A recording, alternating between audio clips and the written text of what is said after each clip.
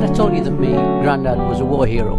Your granddad was a war? You never told me that. He saved 550 lives. How on earth did he save 550 lives? He shot the cook. Oh, right, of course, he shot the cook. Your dad loved you, didn't he? Well, not really. Nobody liked me when I was little at school. I used to get picked on. He used to tie a pork chop round my neck so the dog would play with me.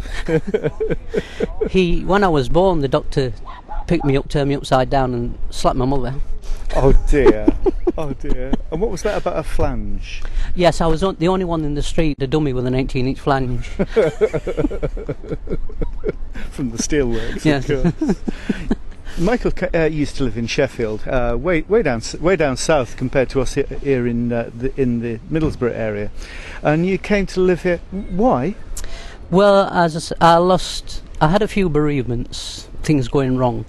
It's a long story, diverse story, but briefly, a friend of mine died. And it was a case of, well, you'll die at Armageddon, you should be doing this, you should be doing that, you shouldn't be doing other. And it was the congregation I was in was a bit cliquey, and I just fancied a change of life, just to get away from that. You wanted a little bit of love.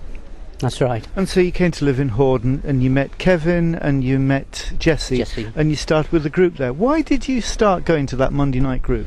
Well, it was basically to give Jessie and Kevin some support. Oh, really?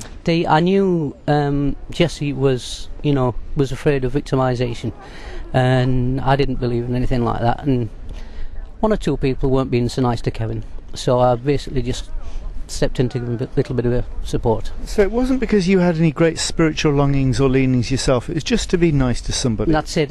I'd walked away. As I said, because of what had happened, and I said, that's it, there can't be a God for all these things to happen to me.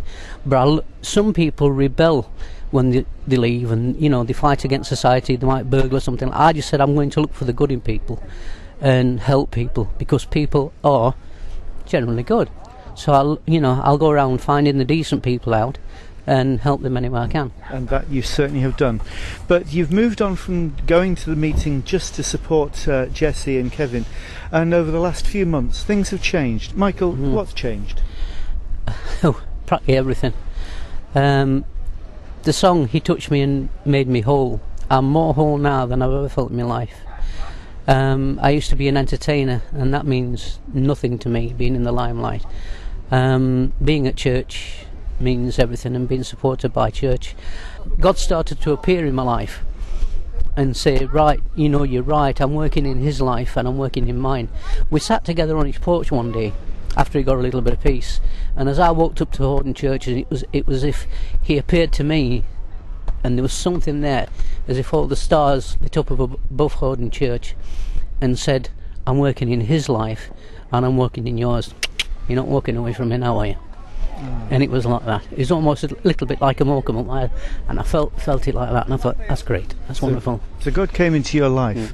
You were an entertainer all the way through when you've sung, and you've got a beautiful voice. It's Frank Sinatra and Dean Martin that you like. Is that style of all thing? The old ones, Nat King Cole, Sammy Davis Jr. But the Rat Pack means a lot to me.